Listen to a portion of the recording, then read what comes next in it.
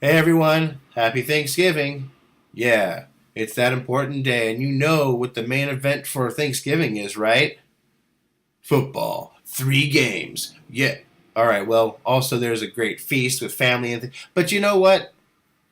The interesting thing about Thanksgiving that you might not know is that even though we celebrate by eating a turkey, turkey wasn't actually served at the original Thanksgiving. There's a lot of interesting facts about the first Thanksgiving and, well, the history of Thanksgiving in general. I'll be sharing some of that with you. So are you ready? Are you excited for a history lesson about Thanksgiving? Well, fuck you and getting one anyway. Here you go. It's the Rip City Fantasy Football Week 11 recap. So how did the first Thanksgiving come to be? Well, the first Thanksgiving was a celebration put on by the Pilgrims after their first harvest in the New World in October 1621. The feast is recorded to have lasted 3 days and was attended by 90 Native Americans and 53 Pilgrims. Part of the reason for such a successful harvest was that Squanto, who was actually a former slave who was kidnapped and brought to London, learned the English language and thus was able to translate for the Pilgrims. He and many of the other Native Americans taught the Pilgrim colonists how to grow many crops, including maize, or as we call it now, corn, which back then cost a lot less than a buccaneer.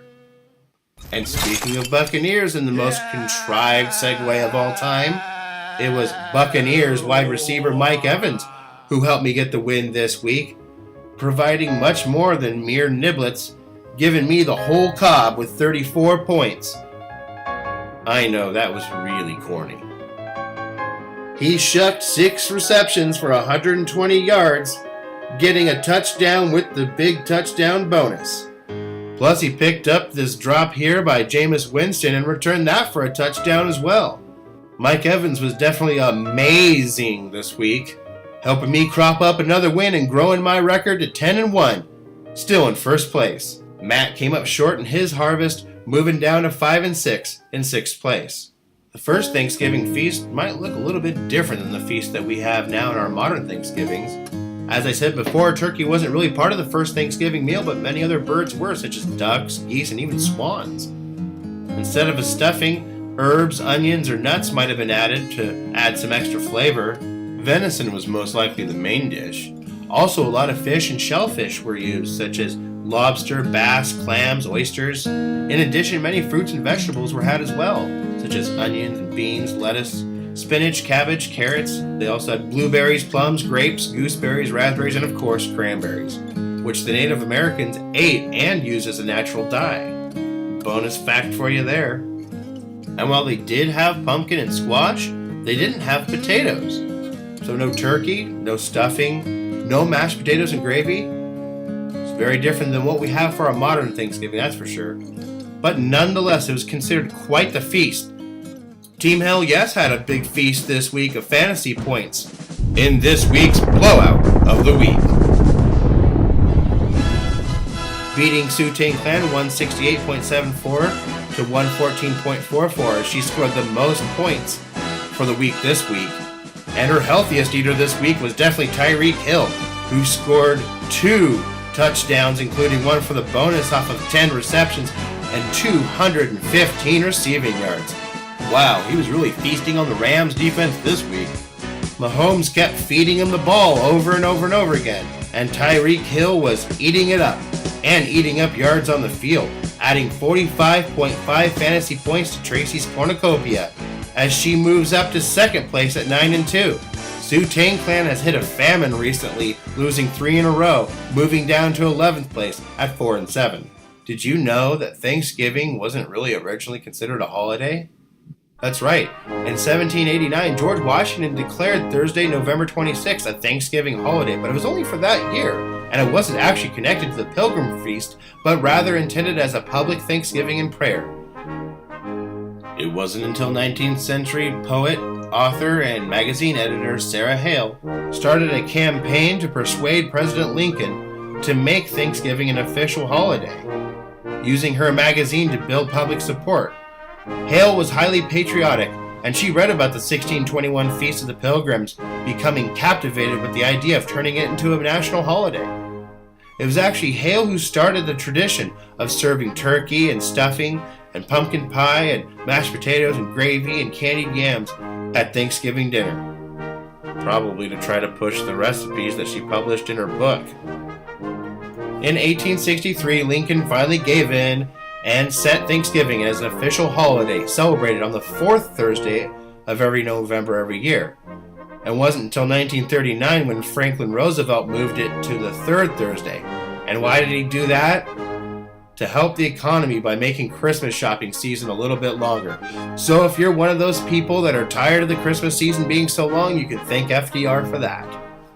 Let's go back to Sarah Hale though for a moment, as you may not have known about the magazine she published or the story that I told you, but I'm sure you know about one of her works, as she was the writer of the children's nursery rhyme, Mary Had a Little Lamb.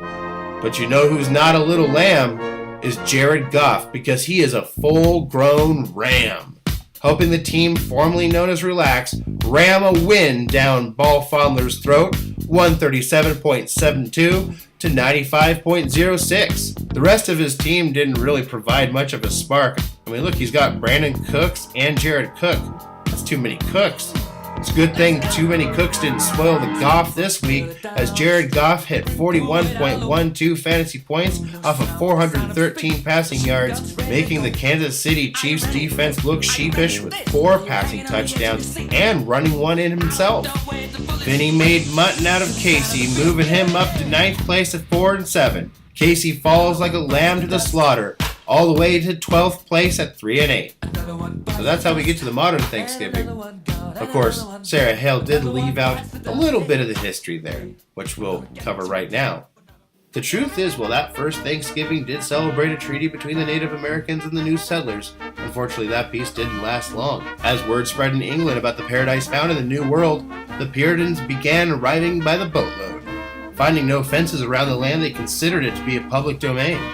Joined by other British settlers, they seized the land, capturing strong young natives for slaves and killing the rest. But the Pequot Nation did not agree to the peace treaty Squanto had negotiated, and they fought back. The Pequot War was one of the bloodiest Native American wars ever fought. In 1637, near present-day Groton, Connecticut, over 700 men, women, and children of the Pequot tribe had gathered for their annual Green Corn Festival. In the pre-dawn hours, the sleeping Indians were surrounded by English and Dutch mercenaries who ordered them to come outside. Those who came out were shot or clubbed to death, while the terrified women and children who huddled inside the longhouse were burned alive.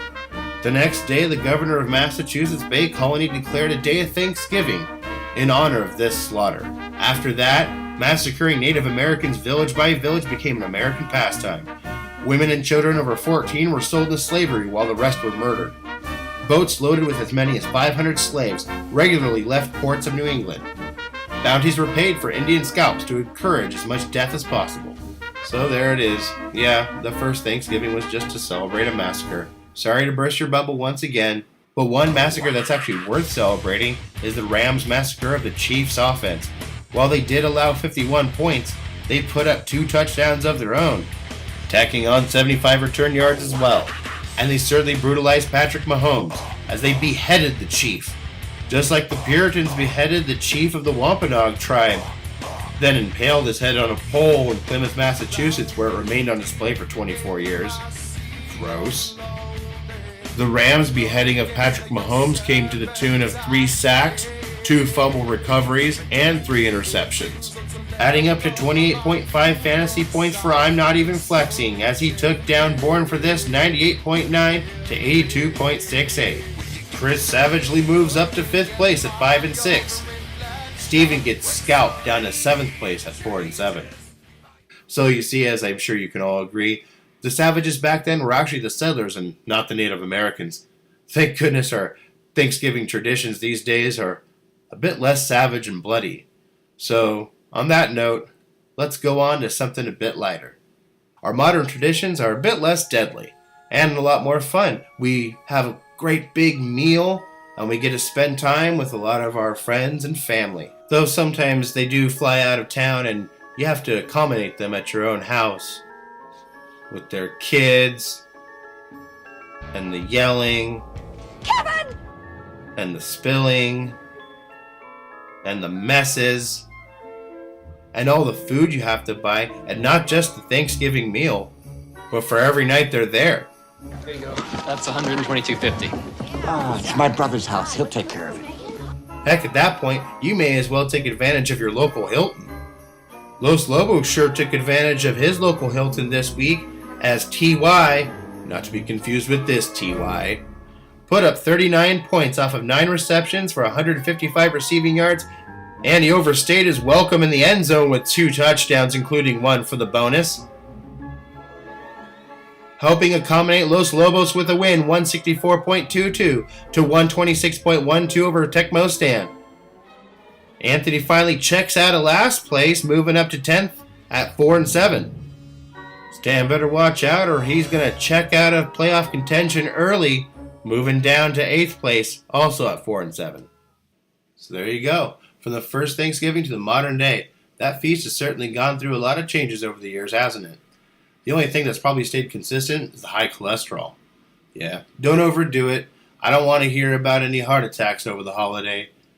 As it is, I'm sure Keena had a near heart attack this week as it came down to the wire. And to tell us more about this close call of a myocardial infarction, here is the best there is, the best there was, the best there ever will be, Brett, the Hitman Hart, with the heart attack of the week. Hey everyone. I don't really celebrate Thanksgiving because, of course, I'm Canadian, but I do want to give thanks to you, Ty, for making me that sweet new logo, because this is, of course, my show now. Shawn Michaels still dropping the ball, still hasn't shown up. We have no idea where he is, so I'm going to go ahead and do the heart attack of the week. I am, of course, the excellence of execution, the best there is, the best there was, and the best there ever will be, Brett, the Hitman Hart. And let me tell you something, it sure as heck was a near heart attack this week.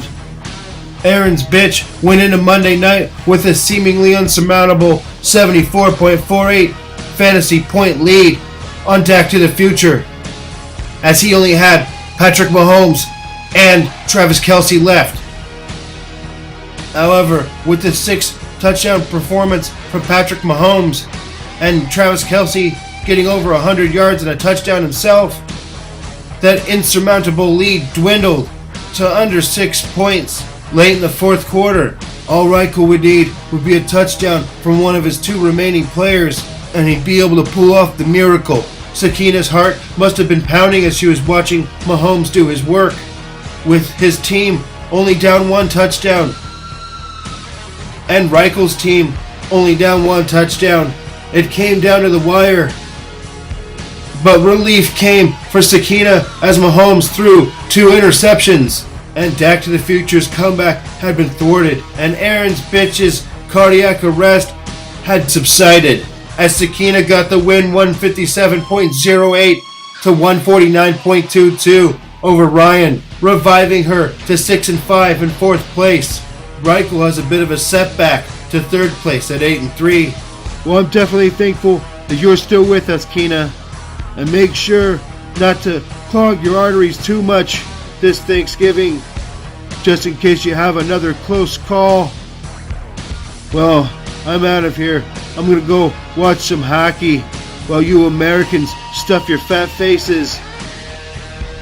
I am the excellence of execution, the best there is, the best there was, and the best there ever will be, Brett, the Hitman Hart, and this was your heart attack of the week. Well, Brett, even though you're Canadian and don't celebrate Thanksgiving, I definitely give thanks to you for your contribution. But now we come to the part of the show that we're all very thankful for. Oh yeah, that's right. Because we now take the time to salute the players on your pine, piling up fantasy points you'd rather have in your starting lineup in a segment we like to call On Your Bench. So there's about a bajillion Christmas specials and movies out there, but only like 3 or 4 Thanksgiving specials? What's up with that? Well, I guess I'll just highlight the few that I do know of. Well, we all know Charlie Brown Thanksgiving. You know, the whole Peanuts gang who are completely unsupervised because her parents are like on drugs or something, having to create their own Thanksgiving feast, even though they only know how to make toast. Draquan Smith of the Saints can certainly relate, as he only knows how to toast his opponents, as he's more of a downfield threat than a volume guy, putting up 26.7 points that, if you would have had in your lineup, would have gotten you the win. Good grief. That's right, good grief. Because Smith had a good game, but it gave you grief watching his points pile up on your bench. This time I'm gonna kick that football clear to the moon. Every year, Charlie. Every year. Let's go to the other side of that match, as Kina, you did get the win, but it wouldn't have been such a close call had you made the right moves. You had the smarts to pick up Josh Adams off the waiver this past week. But I guess you weren't smart enough to start him. No! Josh is headed home to spend Thanksgiving with the Adams family. Okay, no, not that Adams family. But I will say that it was creepy and kooky, mysterious and spooky that he ended up on your pine instead of being in your starting lineup. Now, when we think of the Adams family, we think more Halloween. But lest we forget that brilliant Thanksgiving play put on by the kids and Adams family values. Eat me! Sauteed or barbecued. Eat me! We once were pets, but now we're food. Wait, What? Wednesday Adams certainly wasn't messing around. the gods of my tribe have spoken. They have said, do not trust the pilgrims. And neither was Josh Adams this week, scoring the first touchdown of his career. You're lucky your performance didn't go up in flames, Kina. Leaving the on-fire running back to roast. On your bench!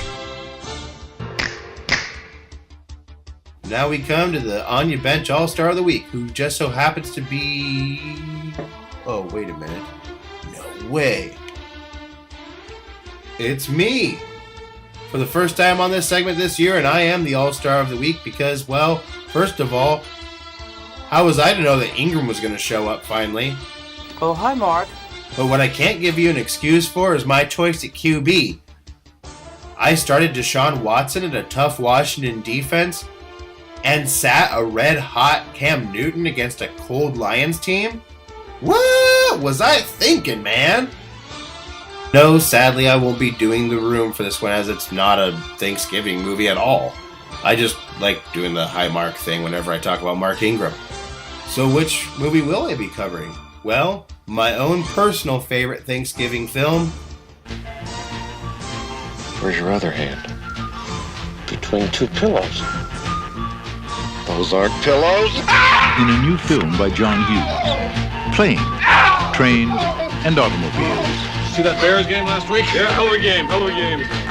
Starring Steve Martin and one of my all-time favorite comedic actors. John Candy. Even though I got the win, it was infuriating watching Cam Newton put up those points on my pine. And Deshaun Watson's poor performance was just plain annoying. Flintstones, meet the Flintstones, and a Marconi family. I did get the victory, but I could have had a bigger win had I gone to bed with Cam Newton instead of leaving him out in the cold on the bench. Well, everyone, thanks for tuning in. I hope you had fun, and I hope you have a very safe and happy Thanksgiving. This time of year, I always like to think and reflect on the things that I am thankful for. And one of the things I'm definitely thankful for this year is this great and wonderful league. You guys have been awesome. Keep it up. Thank you so much. And yeah, let's keep making this the best season ever. Speaking of which, hey, Asher, this week if I beat you, I've clinched a #1 overall seed. So, yeah, don't think I'm going to be going easy on you this week. Everyone else, prepare and good luck. Asher, I've got Smack Talk coming for you soon, so stay tuned.